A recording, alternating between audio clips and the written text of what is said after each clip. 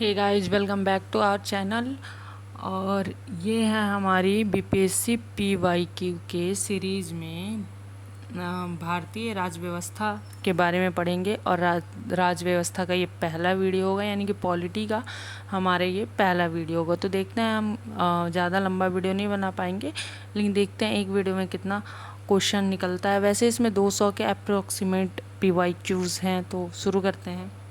तो पहला हमारा क्वेश्चन है, भारतीय संविधान को 26 जनवरी के दिन लागू करने का निर्णय क्यों लिया गया था। पहला ऑप्शन है, कांग्रेस ने इस तिथि को 1930 में स्वतंत्रता दिवस के रूप में मनाया था। इस तिथि को 1942 में भारत छोड़ो आंदोलन प्रारंभ हुआ था। यह एक शुभ दिन था। उपयुक्त में से कोई नहीं। शुभ दिन था ये तो नहीं होगा। भारत छोड़ो आंदोलन भी ये नहीं शुरू किया गया था 26 जनवरी को। बसता ये, कांग्रेस ने इस तिथि को 1930 में स्वतंत्रता दिवस के रूप में बनाया था।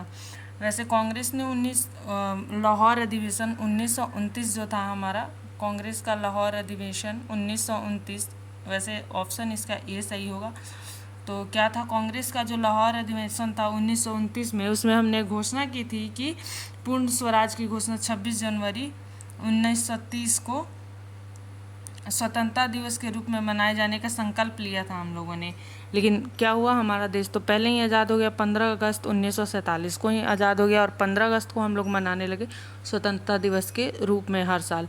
अब 26 जनवरी को हम लोगों ने स्वतंत्रता का निश्चय किया था, तो हम इस डेट को भूल न जाए ये सोचते हुए हमने 26 जनवरी को संविधान लागू कर दिया, ताकि ये डेट भी लोगों को याद रहे। और इस दिन हम लोग गणतंत्रता दिवस, यानी कि 26 जनवरी को हम लोग गणतंत्रता दिवस के रूप में मनाने लगे। नेक्स्ट क्वेश्चन है, भारतीय संविधान में शामिल है। तो भारतीय संविधान में 395 अनुच्छेद, 22 भाग और 12 अनुसूचियाँ हैं। वैसे तो 400 से अप्रॉक्सीमेट, 450 से अप्रॉक्सीमेट वो हैं, आर्टिकल्स हो गए हैं, लेकिन वो ऐसे जोड़े हुए हैं, जैसे 15 का क, 18 का ख, ऐसे करके जो जोड़ा जाता है वैसे करके जोड़ा गया है। लेकिन एक्चुअल जो आर्टिकल हैं वो अभी भी 395 ही है, और 22 हमारा भाग है और 12 अनुसूची है, जो कि मूल संविधान में अनुसूची कितना था, 8, इसमें जोड़कर और 12 किया गया। ये संशोधन के द्वारा कम ज़्यादा होते रहते हैं। तो इसका ऑप्शन ए होगा, 395 अनुच्छेद, 22 भाग और 12 सूचियाँ। नेक्स्ट है, भारतीय संविधान में सेम क्वेश्चन है, भारतीय संविधान में कितने आर्टिकल हैं। तो हमने देखा ही है, इसका ऑप्शन सी हो जाएगा। 400 से अधिक आर्टिकल हैं। अब मिलान करना है, तो संघ सूची का हो जाएगा 97 ही प्रविष्टियाँ हैं, और राज्य सूची में 66 हो जाएगा, और समवर्ती सूची में 47 हो जाएगा। तो देखते हैं क्या है संघ सूची का। एक सेकेंड, संघ सूची हो जाएगा 97, संघ सूची हो जाएगा 97, राज्य सूची 66 और समवर्ती सूची 47। मतलब ए का 1, उसके बाद बी का सी, और सी का मतलब ये बी। तो ऑप्शन बी होना चाहिए। देखते हैं, ऑप्शन बी सही है, यहाँ पे दिख सकता है। संघीय सूची 97 प्रविष्टियाँ, लेकिन वर्तमान की गणना के अनुसार 98 हैं। राज्य सूची में 66, वर्तमान में 59। ये क्वेश्चन जब आए ऐसे है, समवर्ती सूची में 47 और वर्तमान की गणना के अनुसार 52। नेक्स्ट, निम्न शब्दों पर विचार कीजिए। समाजवादी, प्रजातांत्रिक, सार्वभौमिक और धर्मनिरपेक्ष। तो इनको सीक्वेंस में लगाना है, जैसे कि हो जाएगा। तो सबसे पहले आ जाएगा सार्वभौमिक, फिर समाजवादी, फिर आ जाएगा क्या बोलते हैं धर्मनिरपेक्ष, और फिर प्रजातांत्रिक। वैसे धर्मनिरपेक्ष नहीं है हमारे संविधान में, हमारे संविधान में पंथ निरपेक्ष वर्ड जोड़ा गया, धर्मनिरपेक्ष नाम का कोई वर्ड नहीं जोड़ा गया है। तो नेक्स्ट देखते हैं, इसका आंसर हो जाएगा ऑप्शन ए, CADB। इसका वो पढ़ लेते हैं इसके बारे में। तो भारतीय संविधान की प्रस्तावना में भारत को एक सार्वभौम समाजवादी धर्मनिरपेक्ष प्रजातांत्रिक गणतंत्र के रूप में घोषित किया गया है। भारतीय संविधान में पंथ निरपेक्ष शब्द का उल्लेख है, ना कि धर्मनिरपेक्ष। कहीं कहीं पूछ देता है पंथ निरपेक्ष या धर्मनिरपेक्ष, तो पंथ निरपेक्ष का उल्लेख है, धर्मनिरपेक्ष का उल्लेख नहीं है, मतलब दोनों का एक ही होता है। भारतीय संविधान की प्रस्तावना में समाजवादी शब्द किस संशोधन द्वारा जोड़ा गया? तो ये 42वें संविधान संशोधन द्वारा जोड़ा गया था और ये हुआ था 1976 में हुआ था। ये 42वां संविधान संशोधन 1976 में हुआ था, 42वां संविधान संशोधन। तो ये देखें, 42वां संविधान संशोधन अधिनियम 1976 द्वारा भारतीय संविधान में प्रस्तावना में समाजवादी, पंथ निरपेक्ष और अखंडता शब्द को जोड़ा गया था। एक नया राज्य बनाने में संवैधानिक संशोधन के लिए कौन सा बहुमत चाहिए होता है? तो ये साधारण बहुमत चाहिए होता है।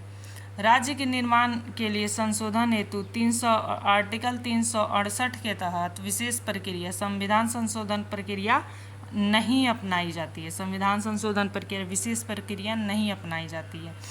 संसद साधारण बहुमत से नए राज्यों का निर्माण कर सकती है तथा अनुच्छेद 4(2) के अनुसार इस प्रकार की विधि का अनुच्छेद 368 के प्रयोजनों के लिए संवैधानिक संशोधन नहीं समझा जाता है। साधारण बहुमत से नए राज्यों का वो हो सकता है, निर्माण हो सकता है। इसे 368 के अंदर जो संशोधन किए जाते हैं उसकी ज़रूरत नहीं होती है। उस मौलिक अधिकारों का चयन करें जो भारतीय नागरिकों को प्राप्त है परंतु गैर नागरिकों को नहीं प्राप्त है। भाषण एवं अभिव्यक्ति की स्वतंत्रता, हाँ, ये भारतीय नागरिकों को प्राप्त है। उसके बाद कानून के समक्ष समानता, ये तो सबको मिलती है। अल्पसंख्यकों का अधिकार, जो भारत का होगा वही तो अल्पसंख्यक होगा ना। जीवन और स्वतंत्रता का संरक्षण, ये सबको मिलता है। तो हमारा हो जाएगा एक और तीन हो जाएगा। भारतीय संविधान के भाग 3 में वर्णित मौलिक अधिकार अनुच्छेद 19 भाषा और अभिव्यक्ति की स्वतंत्रता तथा आर्टिकल 19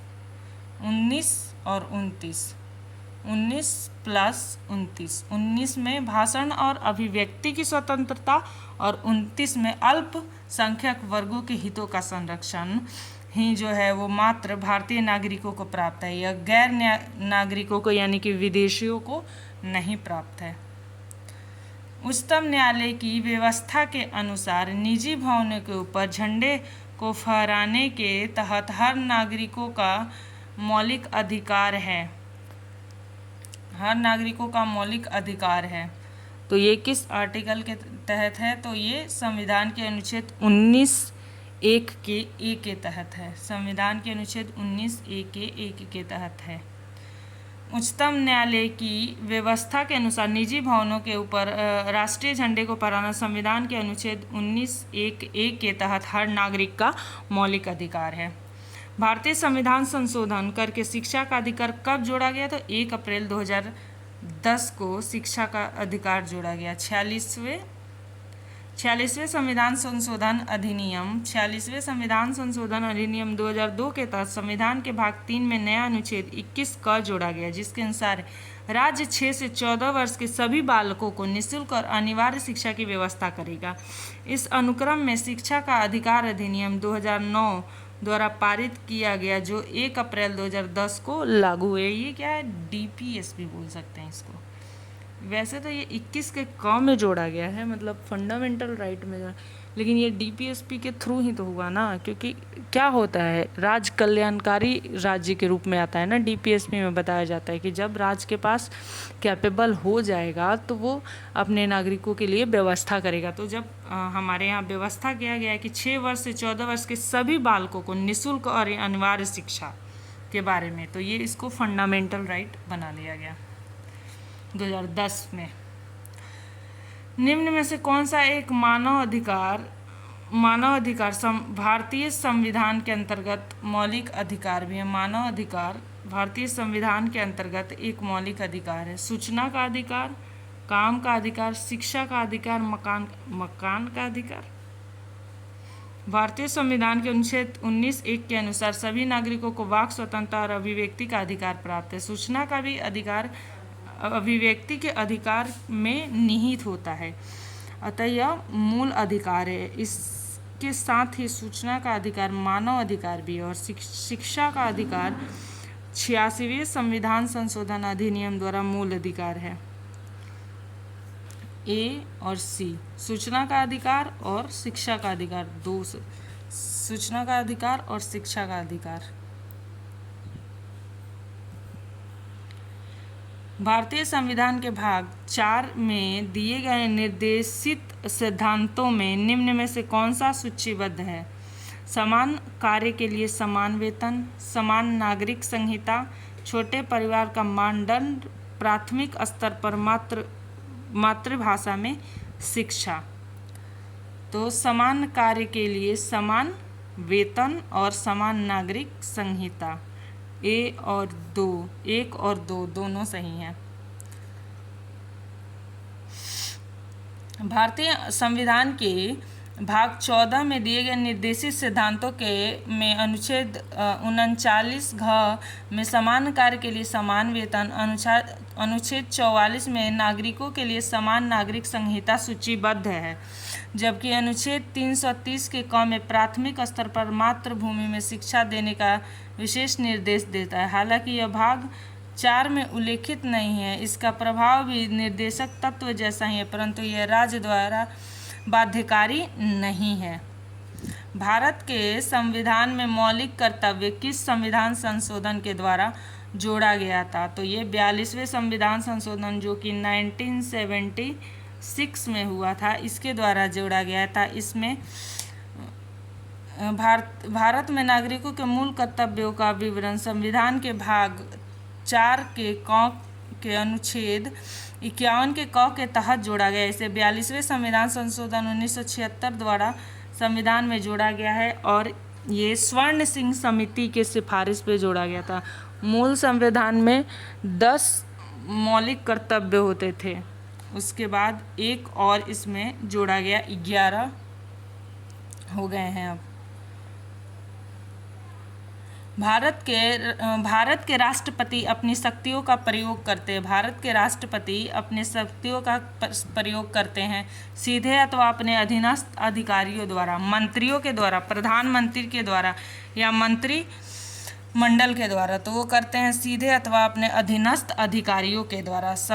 भारतीय संविधान के अनुसार भारत का एक राष्ट्रपति होगा, ये आर्टिकल 52 में कहा गया है, जिसमें संघ की कार्यपालिका की शक्ति निहित होगी और वह इसका प्रयोग इस संविधान अनुसार स्वयं या अपने अधीनस्थ अधिकारियों के द्वारा करेगा। आर्टिकल 53 के 1,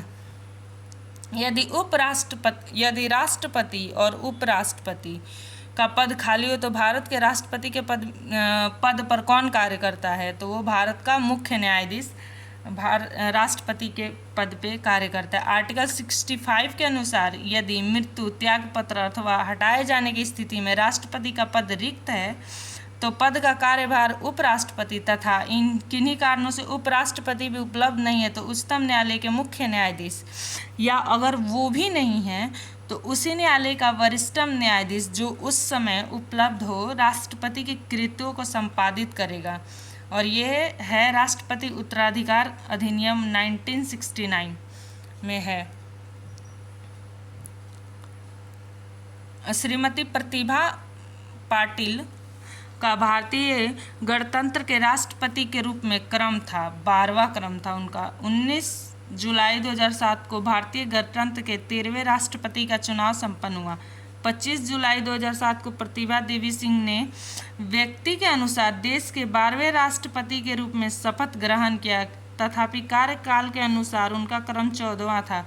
25 जुलाई 2017 से वे 12वें राष्ट्रपति के रूप में शपथ कार्यकाल के अनुसार उनका 13वां था। और 25 जुलाई 2017 को देश के 14वें राष्ट्रपति रामनाथ कोविंद हैं, क्योंकि राजेंद्र प्रसाद 2 बार बने हैं। एक विधेयक जो संसद में प्रस्तुत किया जाता है, कौन सी क्रिया के बाद अधिनियम बन जाता है। जब वो संसद के दोनों सदनों के द्वारा पारित हो जाता है, जब राष्ट्रपति अपनी सहमति दे देते हैं, जब प्रधानमंत्री इस पे हस्ताक्षर कर देते हैं, जब सर्वोच्च न्यायालय से केंद्रीय संसद के अधिकार क्षेत्र से घोषित कर देता है, तो जब राष्ट्रपति इस पे अपनी सहमति दे देते हैं। संविधान के अनुच्छेद 111 में विधेयकों पर राष्ट्रपति की अनुमति से संबंधित उपबंध है। एक विधेयक जो संसद में प्रस्तुत किया जाता है वह अधिनियम तभी हो पाता है जब वो लोकसभा राज्यसभा से पास होने के बाद प्रेसिडेंट के पास जब आता है, तो प्रेसिडेंट उस पर अपना हस्ताक्षर करके अपनी सहमति दे देते हैं, फिर वो बन जाता है, वो विधेयक अधिनियम बन जाता है। श्री मोहम्मद हामिद अंसारी भारत के उपराष्ट्रपति के रूप में उनका क्रमांक है 12वां। श्री मोहम्मद हामिद अंसारी भारत के उपराष्ट्रपति के रूप में व्यक्तिगत अनुसार 12वां है, जबकि उपराष्ट्रपति के क्रमांक के रूप में 13वां है। 11 अगस्त 2017 से एम वेंकैया नायडू देश के 13वें उपराष्ट्रपति हैं और मोहम्मद हामिद अंसारी जो हैं वो 12वें हैं। राष्ट्रीय सुरक्षा समिति का प्रधान कौन होता है? तो ये प्रधानमंत्री होते हैं। राष्ट्रीय सुरक्षा समिति का प्रधानमंत्री होते हैं। भारत सरकार का कौन सा अधिकारी सदस्य ना होते हुए भी भारतीय संसद की कार्यवाही में भाग लेने का अधिकार रखता है? उपराष्ट्रपति, अटॉर्नी जनरल, नियंत्रक एवं महालेखा परीक्षक यानी कि कैग, चुनाव आयुक्त, उपयुक्त में से कोई नहीं, उपयुक्त में से एक से अधिक। तो ये होता है अटॉर्नी जनरल होते हैं। राष्ट्रपति द्वारा नियुक्त किए जाने वाले महान्यायवादी वही योग्यता होनी चाहिए जो सर्वोच्च न्यायालय के न्यायाधीश के लिए आवश्यक है। भारत का महान्यायवादी संसद का सदस्य नहीं होता है, परंतु वो किसी भी सदन में, दोनों में से किसी भी लोकसभा में या राज्यसभा में, सदनों के किसी संयुक्त बैठक में और संसद की किसी समिति में बोल सकता है, भाग ले सकता है, किंतु अपना मतदान नहीं कर सकता, क्योंकि मतदान करने के लिए संसद उस सदन का सदस्य होना जरूरी है।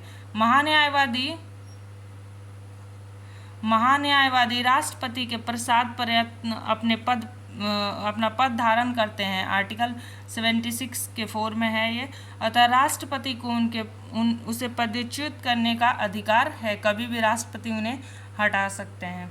एक गैर सदस्य के रूप में संसद के किसी एक सदन की कार्यवाही में भाग ले सकता है महान्यायवादी, सिर्फ भाग ले सकता है, मतदान नहीं कर सकता। एक एमपी की सीट को रिक्त घोषित किया जा सकता है यदि वह सदन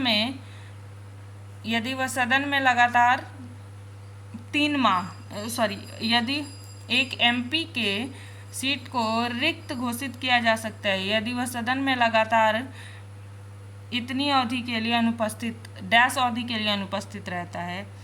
तो 2 माह की अवधि के लिए अगर अनुपस्थित रहता है सदन में, तो उस एमपी के सीट को रिक्त घोषित कर दिया जाएगा।